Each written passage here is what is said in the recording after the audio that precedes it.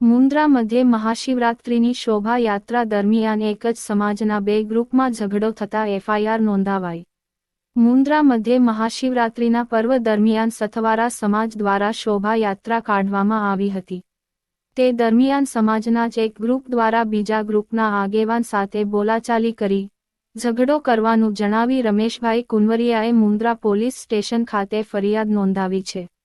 સમગ્ર ઘટનાનો વર્ણન કરતા ફરિયાદી રમેશભાઈ કુંવરિયા,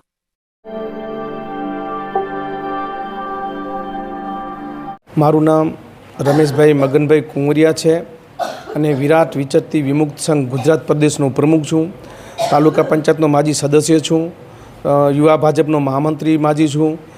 મુન્દ્રા શહેરનો કારોબારી ચેરમેન પણ હતો અને સામાજિક લેવલે ઘણા બધા સંગઠનો સાથે જોડાયેલો છું। સાહેબ, હું છેલ્લા ઘણા વર્ષોથી રાજકીયથી પર થઈને મારી સમાજની સેવા માટે થઈ અને સમાજને એકજૂટ મેં કરી અને એ લોકચાહનાને લઈ કરીને અને મારા સમાજના કામો થાય એ માટે થઈને મેં મારા ઘરમાં વાપસી કરી અને પાર્ટી સાથે પાછો બીજેપીમાં જોડાણો। ત્યારથી કરીને અમુક અસામાજિક જે તત્વો છે એને આ વાત પસંદ ન ઉતરીને એને ગળે નથી ઉતરી, કારણ કે તેમને એટલો અહેસાસ થઈ ગયો કે સમાજની લોકચાહના ધરાવનાર વ્યક્તિ જો ભારતીય જનતા પાર્ટી સાથે પાછો સંકળાઈ જશે તો અમારી લાઈન છે એ ક્યાંક ને ક્યાંક ટૂંકી થઈ જશે। આવી એમને દહેશતના કારણે મારા જે આયોજન હતું અને જે મારી રેલી હતી, જે મેં શોભાયાત્રા કાઢી હતી, એ શોભાયાત્રાની અંદર અમુક તત્વો દારૂ પીને ખુલ્લે આમ વચમાં મારા શોભાયાત્રામાં પડ્યા। મેં પોલીસ તંત્રને જાણ કરી કે સાહેબ આ લોકો કાં તો એમને આગળ મૂકી દો કાં તો પાછળ મૂકી દો, અને આ મારા વચમાં લેડીસોની વચમાં આવી કરીને દારૂ પીધેલી હાલતમાં આવું કૃત્ય કરે છે અને એમની મંજૂરી પણ નથી લીધેલી। મને કહેવામાં આવ્યું તમારી મંજૂરી છે, તો મેં મારા મંજૂરીને લેટર આપ્યા। પછી એમને ઉપર અધિકારીને વાત કરી, જે બંદોબસ્તમાં પોલીસ હતો એમને વાત કરી અને ત્યાંથી તેમથી એમને જે જવાબ મળ્યો હોય તે એ જવાબ લઈ કરીને એમને રજૂઆત કરવા માટે ત્યાં કાન ઊભા હતા। પોલીસ તંત્ર મારી સાથે હતું, બાજુમાં બધાને વાત કરતા હતા અને મારા ઉપર અચાનકથી આ ચાર વ્યક્તિઓએ રાજેશ બાબુ સથવારા, ઈશ્વર બાબુ સથવારા, વિનોદ બાબુ સથવારા અને બાબુ સવા સથવારાએ આવીને મારા ઉપર ડાયરેક્ટ કોઈ પણ જાતનું બોલ્યા કે ચર્ચા કર્યા વગર મારા ઉપર હુમલો કર્યો। એક નાનો આવો ચપ્પુ હતો એના ઉપર મને ઘા કર્યો રાજેશ બાબુ સથવારાએ, અને એના ભાઈના હાથમાં પંજાના ઓલા સ્ટીલના કે લોખંડના આવે છે બુક્કા મારવાના એ હતા, એના ઉપર મને પર વાર કર્યો।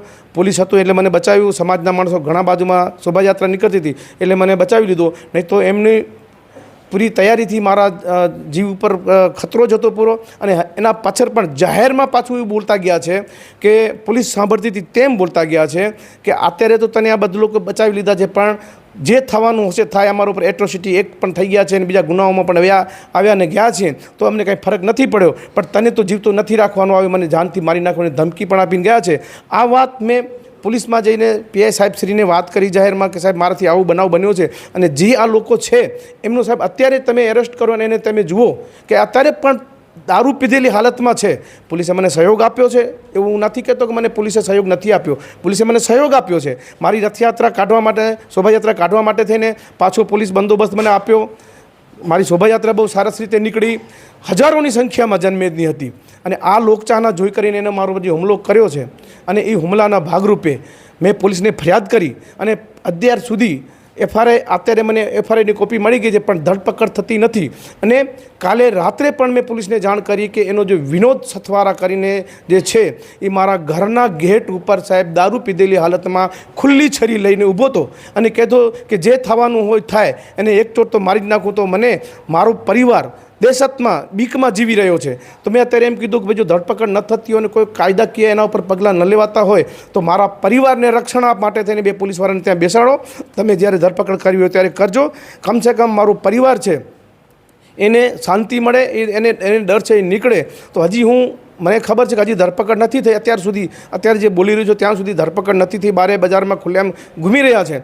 તો હું પોલીસ તંત્ર પાસે પણ આવી વિનંતી કરું છું, અને જો આમ છતાં પણ જો કોઈ કાયદાકીય પગલાં નહીં ભરાય ને કોઈ વહાલા દોહલાની નીતિ રાખવામાં જો આવતી હશે, કોઈ રાજકીય એમને પણ પ્રેશર હશે, રાજકીય માણસ છે એટલે હશે પણ ખરો, બરાબર, તો મને આગળ ક્યાંક ને ક્યાંક રજૂઆત કરવા માટે જવું પડશે, મારા સમાજના લોકોને સાથે લઈ જવું પડશે। અત્યારે ગુજરાતભરમાં મેં ફેસબુક જોઈ, કારણ કે ગુજરાતનો આગેવાન છું, સંઘનો આખો પ્રમુખ છું, ત્યારે આખા ગુજરાતની અંદર અત્યારે ફેસબુકમાં અને વોટ્સએપમાં જોઈ રહ્યો છું કે બીજી ઠેક ઠેકાણે આવેદનપત્રો આપવા માટેની તજવીજ ચાલી રહી છે.